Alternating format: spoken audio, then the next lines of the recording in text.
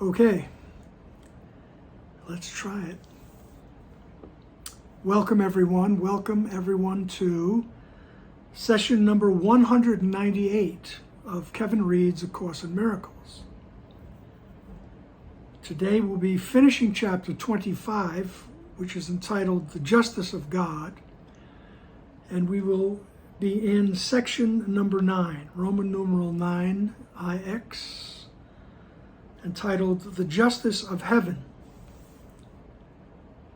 on page 538 in the text. All right, let us begin. The justice of heaven. What can it be but arrogance to think your little errors cannot be undone by heaven's justice? And what could this mean except they are sins and not mistakes, forever uncorrectable, and to be met with vengeance, not with justice? Are you willing to be released from all effects of sin? You cannot answer this until you see all the answer must entail. For if you answer yes, it means you will forego all values of this world in favor of the peace of heaven. Not one sin would you retain, and not one doubt that this is possible will you hold dear, that sin be kept in place. You mean that truth has greater value now than all illusions, and you recognize that truth must be revealed to you because you know not what it is. All right, so he says, well, you think you're a sinner, right? Deep down inside, you think you separated from God. We have to get in touch with that thought. Right? You don't have to get in touch with the actual moment, but it's that belief that makes this whole world go around.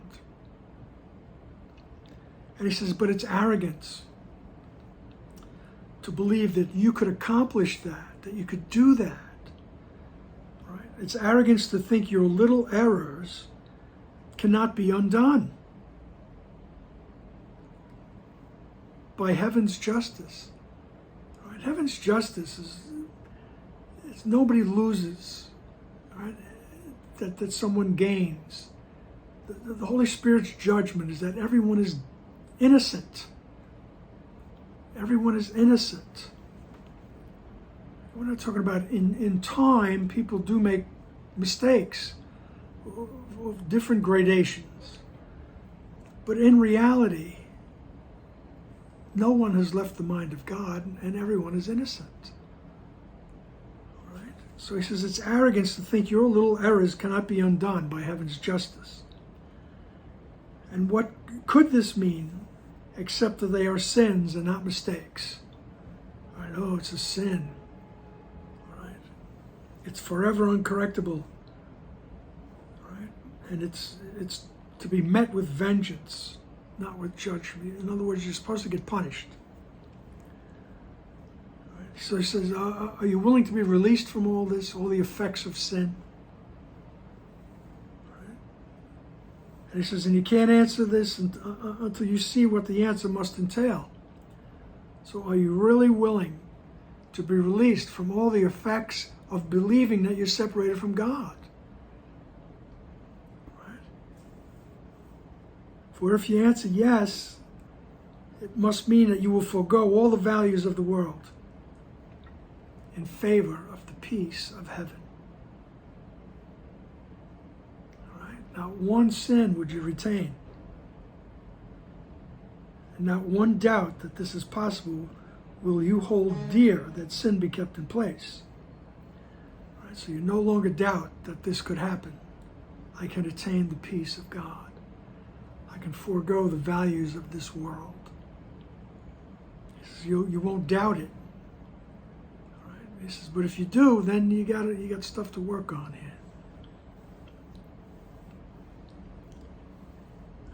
and not one doubt that this is possible will you hold dear that sin be kept in place. All right? And if you want to, if you say, yes, I want the peace of God, all right? He says, you mean that truth has greater value now than all the illusions. All right? And you recognize that truth must be revealed to you because you know not what it is. All right? We've tried to figure it out here in this experience of time and space. He says, but you've already gone down all the dead ends. So you realize you can't figure it out. You need some help. And that's all we're asking in our right minds. Help me to see correctly. Help me to see what the truth is. I'm ready for it. All right? Jesus always says, if you know, on some roads you travel gaily for a while. He says, but perhaps you'd like to try them all until you figure out that they're all dead ends. They don't bring you the peace. They don't bring you the peace of God, whatever it is we're striving for. You don't find truth. Right? The famous question that is attributed to Pontius Pilate, what is the truth? What is truth? Right? And the first law of chaos, the first law that the ego thought system follows is that the truth is different for everybody. And that's pretty chaotic. Right? There is one truth, and it's based in the foundation that you never separated from the oneness. And we can find answers to that, to everything through that filter. All right? And you recognize the truth must be revealed to you because you know not what it is. All right? Help me to see the truth. Paragraph 2. So he says, so you got to be ready to give up, to forego. Right? Because give up means, it sounds like a sacrifice. And you're going to resent that. But you're ready to walk away from all the values of the world. All right? So paragraph 2. To give reluctantly is not to gain the gift, because you are reluctant to accept it. It is saved for you until reluctance to receive it disappears, and you are willing it be given you. God's justice warrants gratitude, not fear. Nothing you give is lost to you or anyone, but cherished and preserved in heaven, where all of the treasures given to God's Son are kept for him and offered to anyone who but holds out his hand in willingness, they be received.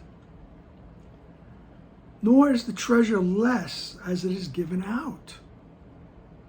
Each gift but adds to the supply, for God is fair. He does not fight against his Son's reluctance to perceive salvation as a gift from him. Yet would his justice not be satisfied until it is received by everyone. Right? In this text, one of the messages is always everyone, together or none at all. All right? The ark of peace is entered 2 by 2. Right? Everyone is included in the circle of atonement. All right? If we're keeping someone out, we're keeping ourselves out. So he says to give this gift of innocence, this gift of release from the ego thought system. To give it reluctantly is not to gain the gift, because you're not, you're just not sure.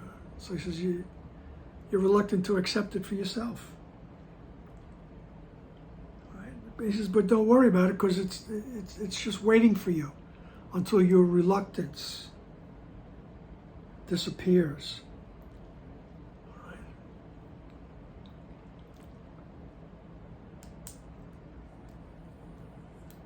Jesus always says, I'll wait for you to change your mind.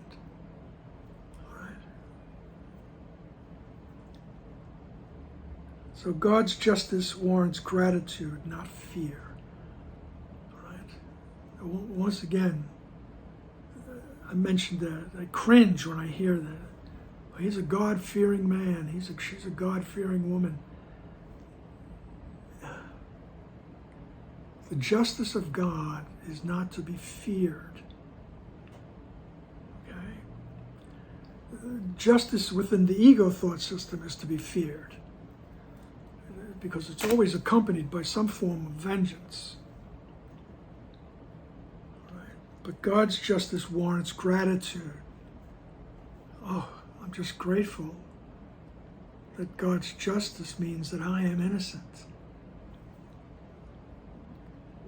Don't be afraid of it.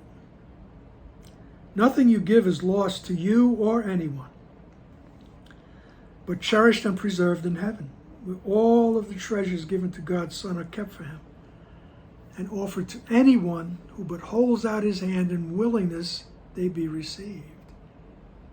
All right. So if I say, help me to see his innocence, help me to see her innocence, I'm willing to see the innocence, I'm willing to see the truth.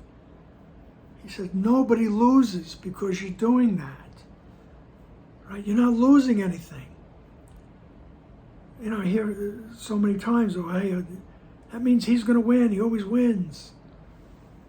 Right? If I'm willing to see his innocence, that means he gets away with everything.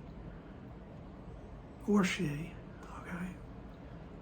Depending on who's complaining about their spouse or their boss or anybody in an authoritative position.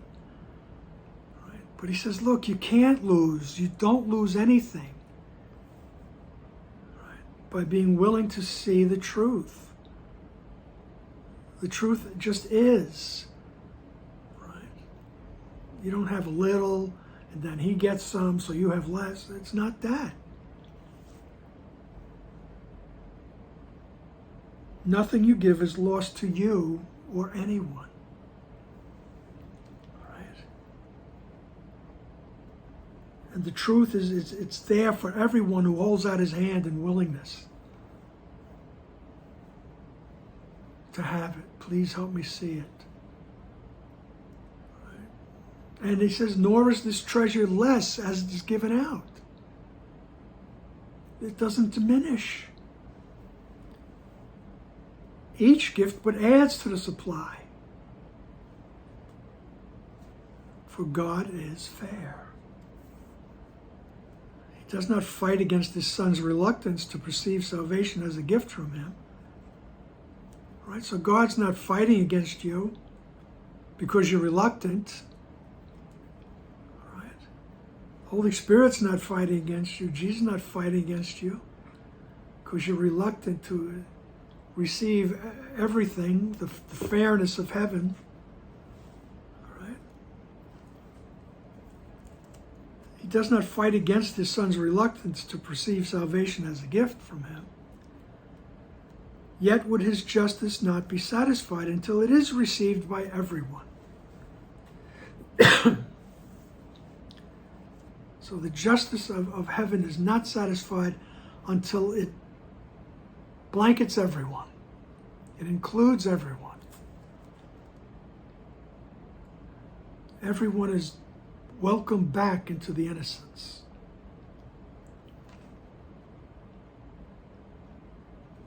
Paragraph 3. Be certain any answer to a problem the Holy Spirit solves will always be one in which no one loses. And this must be true, because he asks no sacrifice of anyone.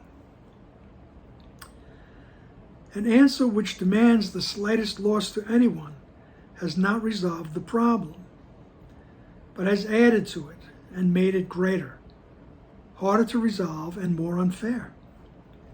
It is impossible the Holy Spirit could see unfairness as a resolution. To him, what is unfair must be corrected because it is unfair. And every error is a perception in which one, at least, is seen unfairly. Thus is justice not accorded to the Son of God. When anyone is seen as losing, he has been condemned, and punishment becomes his due instead of justice. All right, so he says, look, just be certain that if you ask the Holy Spirit to help me with this problem, no one is going to lose. No one.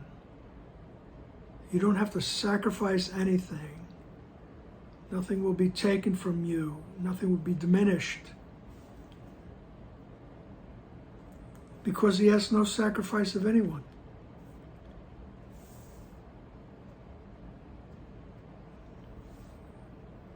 An answer which demands the slightest loss to anyone has not resolved the problem, but has added to it and made it greater, harder to resolve, and more unfair.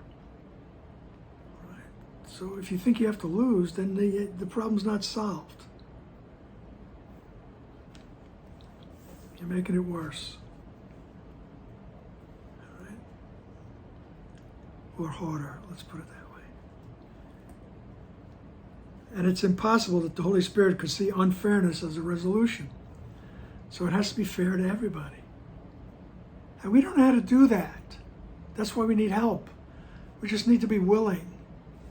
All right? I'm willing. I'm willing to resolve this issue. What is the truth? All right?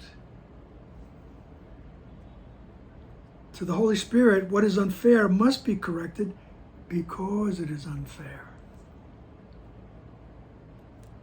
And every error is a perception.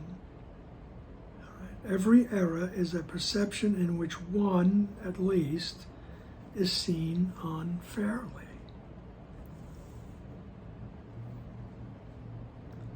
Right? Either they did something to me, or they're doing something, and they're guilty. That perception, at least one of the people involved, is being unfairly treated, is seen as something is unfair here. Thus is justice not accorded to the Son. When anyone is seen as losing, he has been condemned.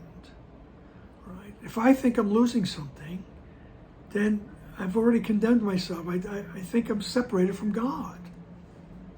If I perceive a loss of any kind, I believe I've separated from everything because I have everything. I am everything.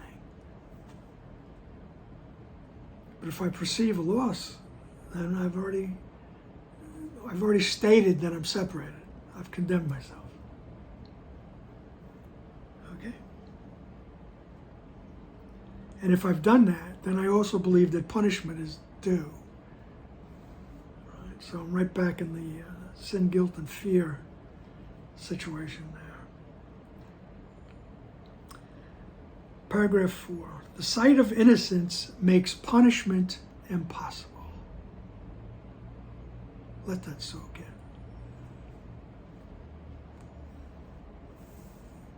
The sight of innocence makes punishment impossible and justice sure. The Holy Spirit's perception leaves no ground for an attack. Only a loss could justify attack. And loss of any kind he cannot see. The world solves problems in another way. It sees a resolution as a state in which it is decided who shall win and who shall lose, how much the one shall take, and how much the loser shall and how much can the loser still defend? Yet does the problem still remain unsolved?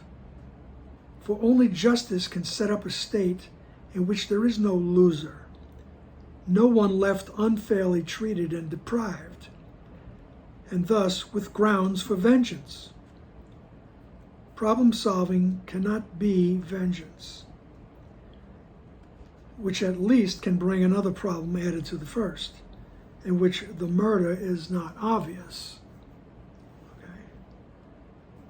So problem solving cannot be vengeance, right?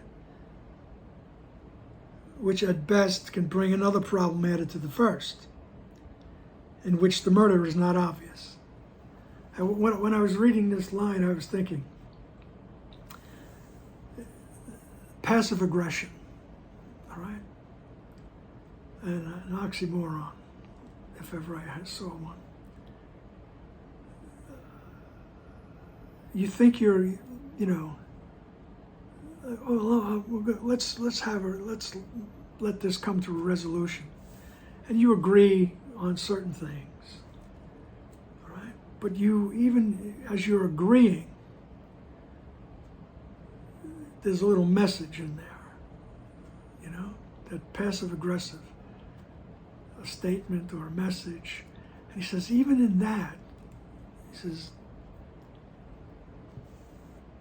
the murder is not obvious. And by the murder, he means that I'm pointing the finger at the other one. You're guilty. You're outside the kingdom of heaven. That's the murder, all right? You're not in the oneness. And when we do things with, like, okay, take something silly. I don't know. It's so many silly things. Okay, I'll make the bed. And then you make the bed so that when the other person gets in the bed, they're going to have a problem getting comfortable because you set it up that way. That's passive aggression, all right? And the murder is not obvious, all right? Oh, well, I didn't mean it. I was just kidding. Dr. Wapnick would tell a story about Helen Schuckman's husband, who she called Louis. And I don't even know if that was his right name. She called him Louis. And they had a bread buy. In days gone by, 50, 60, 70 years ago and such, in the kitchen there would be a box, a bread box. And it would just be like a tin thing, big, who knows, a couple of feet. And you keep your bread stored in there, all right? So that was the bread box. And Dr. Wapnick said when Louis was having a problem with Helen, all of a sudden his socks would wind up in the bread box. And that's instead of having like an argument or talking it out, let's talk about this, let's discuss this, he would put his socks in the bread box. That's aggression, all right? That's the murder, but the murder is not obvious,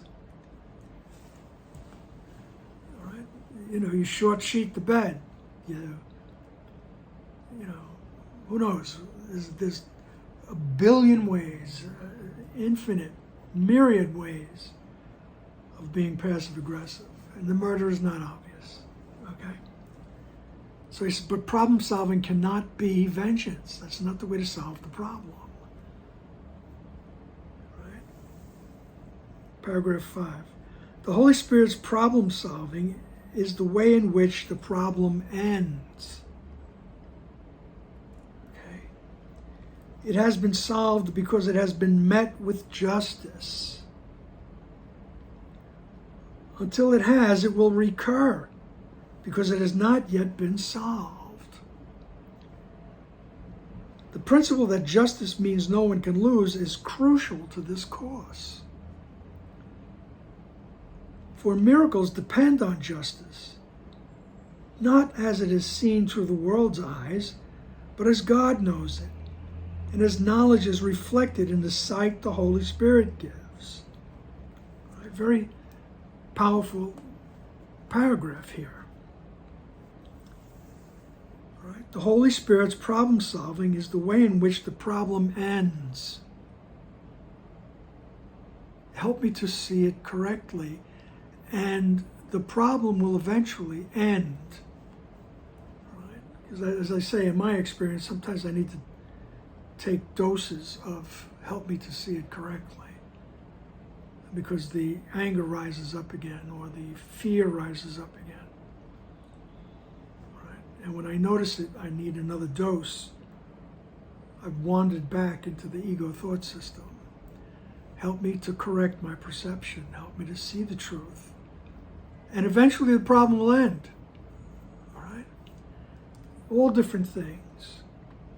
Dr. Wapnick, in one exercise up in the Catskills in Roscoe, New York, on Tanana Lake, where the foundation was for several years, until they moved to California and then to Nevada. Dr. Wapnick had an exercise one time. He told everybody when they go back to their rooms to write down their first memories, the first thing that they could ever remember.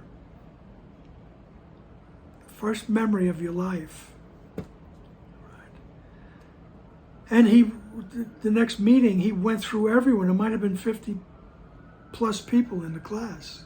I forget how many, but he would take time with each one, and each one would read what they wrote down, their first memories. Right. And my personal first memory, without getting too specific, was of being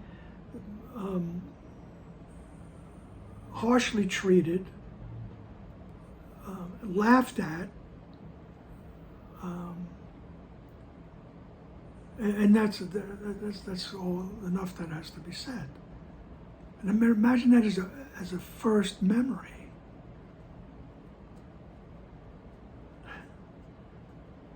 Feeling that I'm being laughed at. Can you imagine? I mean, probably in a virtual pre-verbal stage of my life. Okay? But he says, until that problem is solved, it recurs. That's what Ken was getting at. He says, those are like the first notes of your symphony. Like Beethoven's Fifth, ba-ba-ba-ba.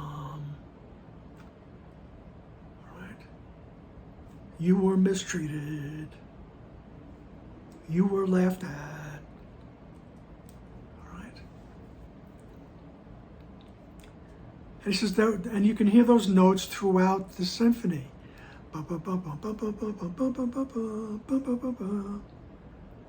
Throughout the symphony. So throughout our lives, this problem will recur. You can see it for yourself. Sometimes like friends of mine, they'll talk about the people that I work with, right? And until they've worked in so many places that you eventually you ask them, isn't it occurring to you that the same woman shows up, or the same man shows up in every job you have?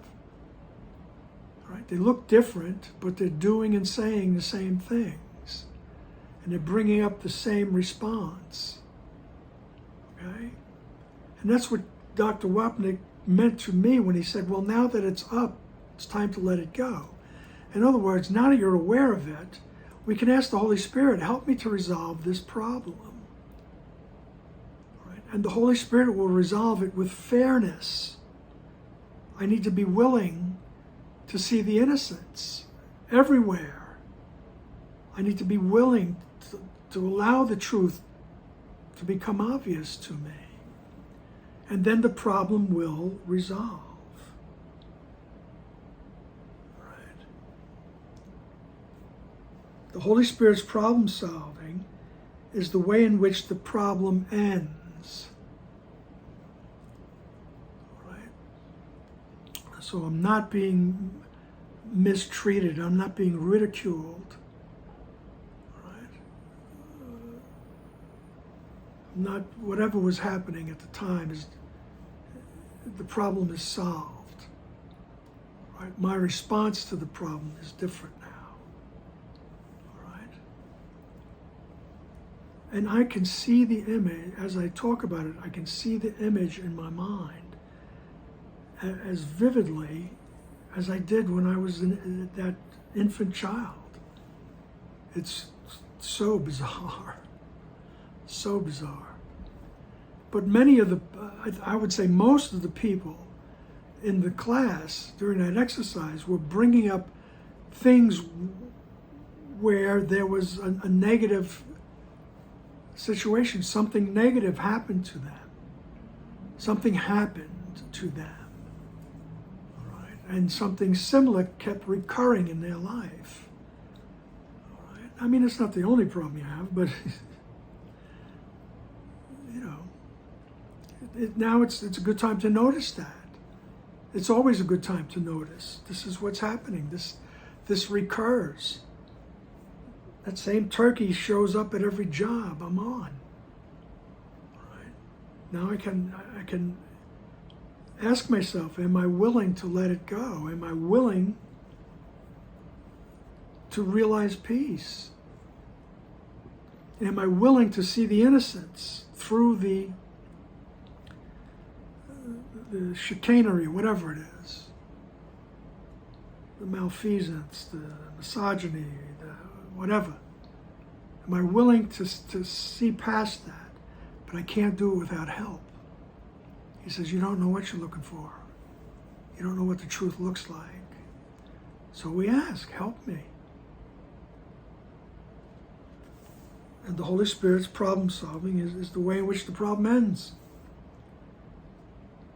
Because it has been met with justice. In other words, the awareness of innocence has arisen in your awareness. The principle that justice means no one can lose is crucial to this course. So even though that same person keeps showing up in your life, right?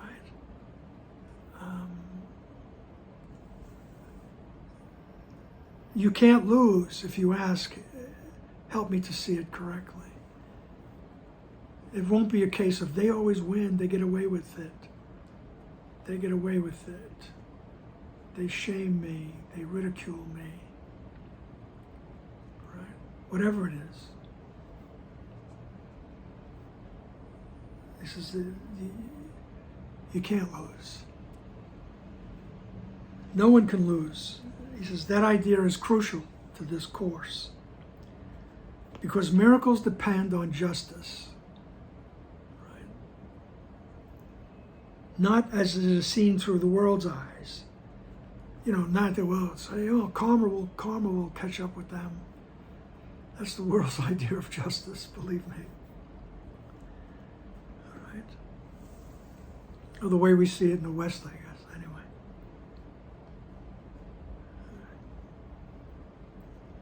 For miracles depend on justice, not as it is seen through the world's eyes, but as God knows it, and as knowledge is reflected in the sight the Holy Spirit gives.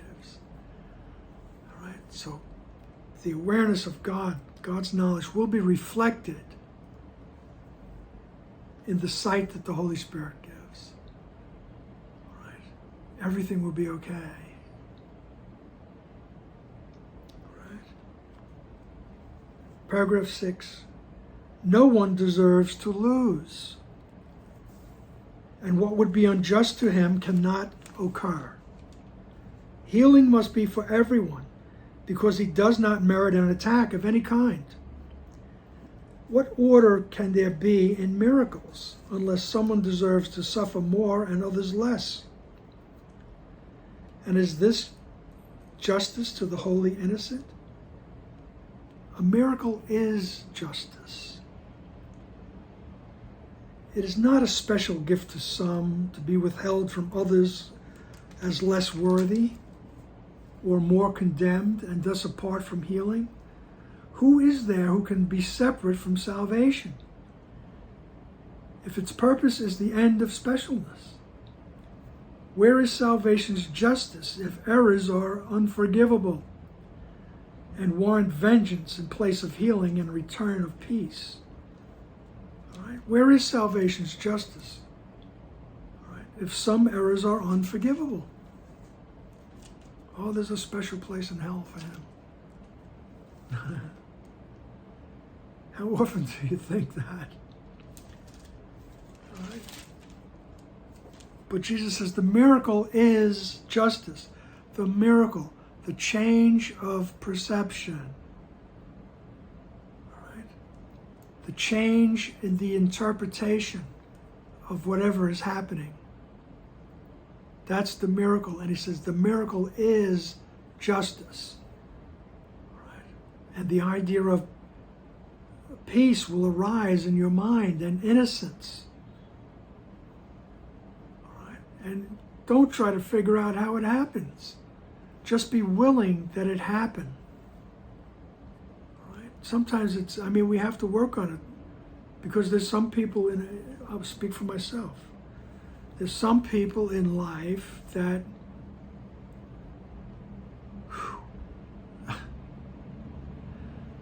really, they just stir it up, whether it's fear, and it's usually fear, even though it sounds like anger, or looks like anger. We invest anger in something that is fearful because we think it makes us stronger. If I get angry, right? That's why I sometimes refer to myself as a chihuahua.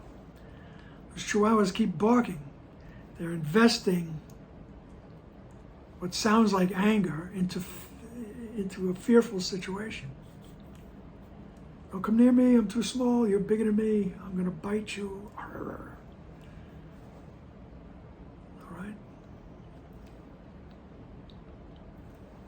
But the miracle is the change in perception, and I have to be willing to have my perception changed. Okay?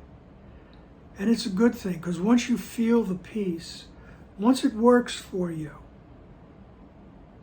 you will want it more and more. And it will be easier to attain, and it will be richer. Right? It will be richer in the experience until we arrive at the peace that passes all understanding. And we become that. And it goes with us. Right? And it touches everything we come in contact with. All right.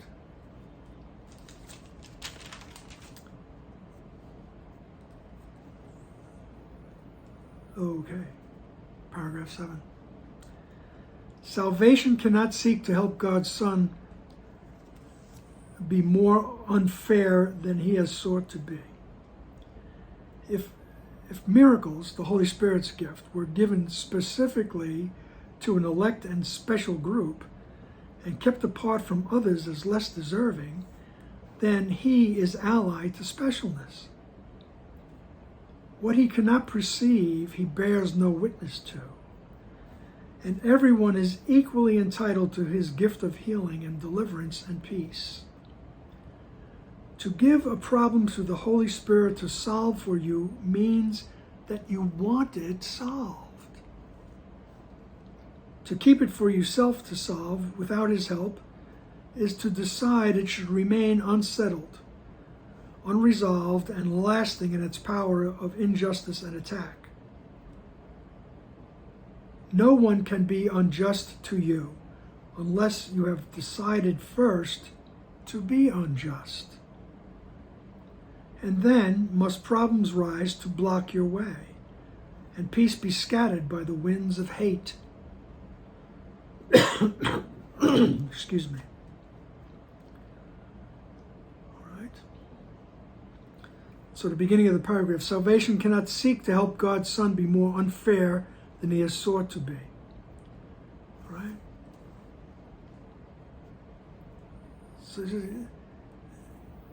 the Holy Spirit's not given the gift of release from the ego's hold to just the special people. Okay? Jesus was not, the historic Jesus was not a special guy. You know, this is my beloved Son in whom I am well pleased. Right? He was not just that one individual special guy. Right? Everyone has the ability to manifest what he was manifesting and to be aware of what he was aware of what he was aware. I can't finish the sentence with a preposition. We are that. All right? We are not. The Holy Spirit doesn't make people special. Everyone deserves the justice, in other words. Right? Everyone is equally entitled to his gift of healing and deliverance and peace. Right? Paragraph 7, sentence 4. Sentence 5, to give a problem to the Holy Spirit to solve for you means that you want it solved. Okay? You really want it solved. Help me to see correctly. It's not just, it can't just be a mantra. Right? You need to be sincere. I want this to be solved. I want this anger, resentment, the hatred, the fear, I want it resolved. I don't know how to do it, but I don't want to experience it anymore. Right? You want it solved, so you ask, help me. To keep it for yourself to solve without his help is to decide it should remain unsettled. So I think I can do it. I always remember this one person berating a young person who was working for my brother and I. And I had to go around a barrier to confront the person. And as I was making my mind up, I said to Jesus, I'll be right back. I know I did that. I'll solve the problem, okay? I know how to handle this problem, right? And I verbally cut this person up, all right? Because I thought I was protecting this teenager who was being berated unfairly. And I reduced this person to, a mere shadow of themselves, verbally. And immediately, I felt horrible. I felt horrible. Because I wanted to solve it myself, which meant that it remains unsettled, unsolved, and lasting in its power of injustice and attack. So in order to feel good about myself, I would have to keep reliving the experience and saying, yeah, he deserved it. Yeah, he deserved it. Or she deserved it. I forget who it was. I think it was some guy. The problem remains unsolved. It always comes back. And it still has that power of injustice and attack. All right? No one can be unjust to you unless you have decided first to be unjust. And I decided to be unjust by being aware that I wanted to leave Jesus. I wanted to leave the Holy Spirit. You wait here, I'll be right back. And handle it myself in my ego. I know that sounds weird, but that was my experience. All right? So I had decided to be unjust first. I had decided that I'll settle this in the ego spirit, the ego way. And then, problems rose, right? And peace was scattered by the winds of hate. My peace was scattered by the winds of hate. And the hate comes in when you decide to leave the right mind. I'll be right back. It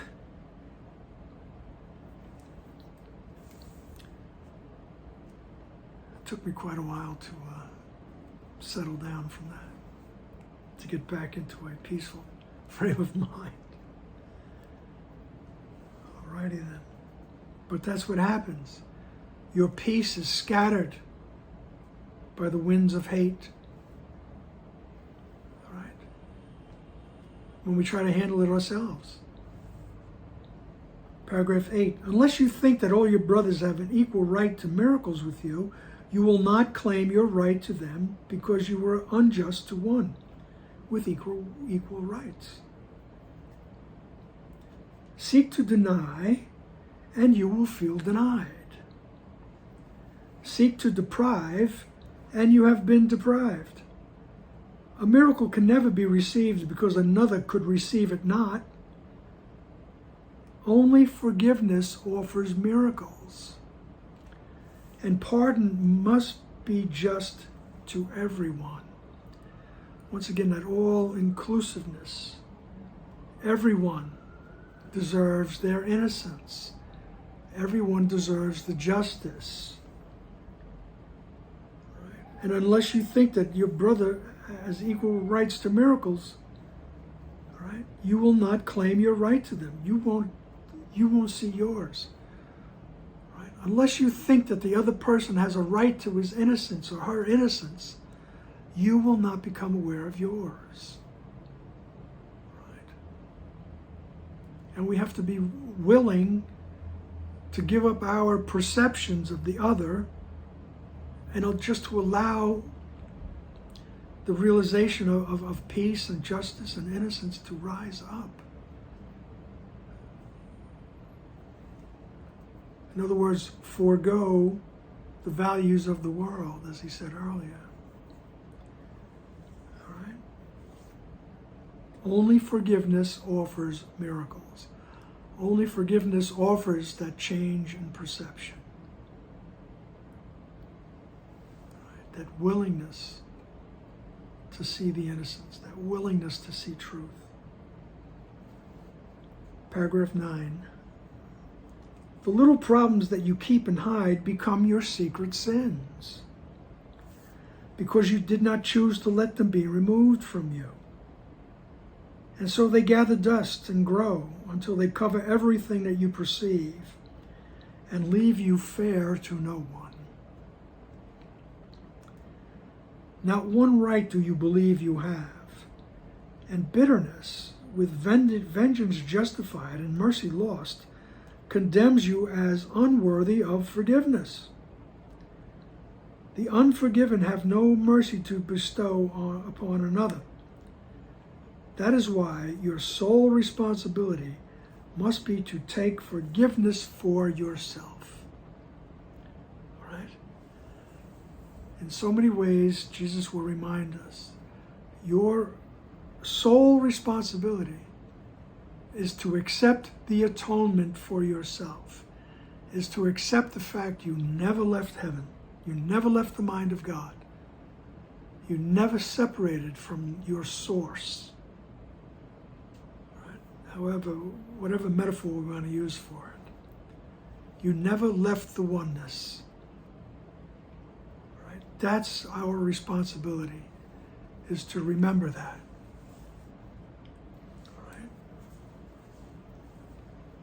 Your sole responsibility must be to take forgiveness for yourself.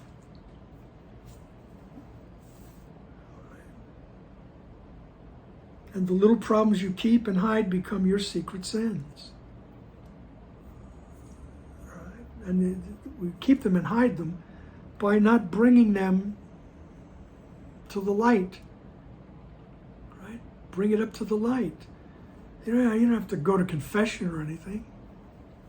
You just bring it up to the light. Help me to see this correctly. Right? This is what I'm thinking. This is, I may not say anything, but I hate that person. That becomes your secret. That becomes your secret. All right? And because you didn't want it to be removed. And so that little secret grows and it gathers dust until everything you perceive and leaves you fair to no one. Right? And you see that you, deep down inside, you think that you deserve punishment. There's something wrong with you. He says, and the unforgiven have no mercy to bestow on another. So if I have this secret sin, I hate this person. In other words, you're unforgiven. You have no mercy to bestow on anyone. And all we need to do is bring it to the Holy Spirit, Jesus. Right? Help me to see this correctly, so that I may become aware of innocence, which includes everyone, including me. That is why your sole responsibility must be to take forgiveness for yourself. You have not left the mind of God. You didn't sin. Paragraph 10. The miracle that you give, you receive. Always the message. The miracle that you receive, you give. I said it backwards, but that's okay. Each one becomes an illustration of the law on which salvation rests, that justice may be done to all if anyone is to be healed. No one can lose, and everyone must benefit. Each miracle is an example of what justice can accomplish when it is offered to everyone alike. It is received and given equally. It is awareness that giving and receiving are the same, because it does not make the same unlike. It sees no differences where none exists, and thus it is the same for everyone, because it sees no differences in them. Its offering is universal, and it teaches but one message. And the message is, what is God's belongs to everyone and is his due. Right? What is God's belongs to everyone, and it is your due. It's your right. God's peace, God's happiness, God's infinite love. That's who you are. Right? And it belongs to everyone. Right? In the ego system, we see differences. He says, you see differences where no difference exists. And so we need Jesus, Holy Spirit, just some image of unconditional love in your mind to help you to see those differences so they don't make a difference. All right, so this guy is this, and that girl is that, and they look that way, and they sound this way, and these are all differences that really don't make a difference, because beyond the form is the content, which is everything that belongs to God belongs to you. You are innocent. You are that. Okay? And with the help of the Holy Spirit, we can come to realize that. Okay?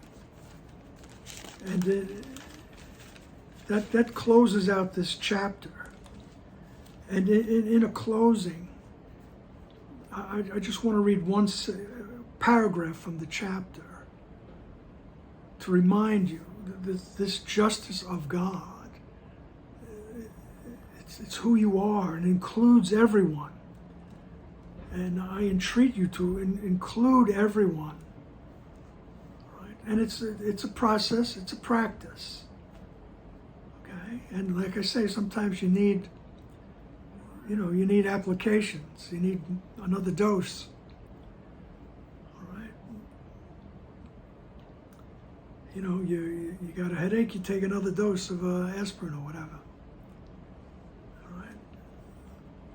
So, let me just finish with this beautiful paragraph. It's paragraph 5 from section 4, IV, one of my favorites.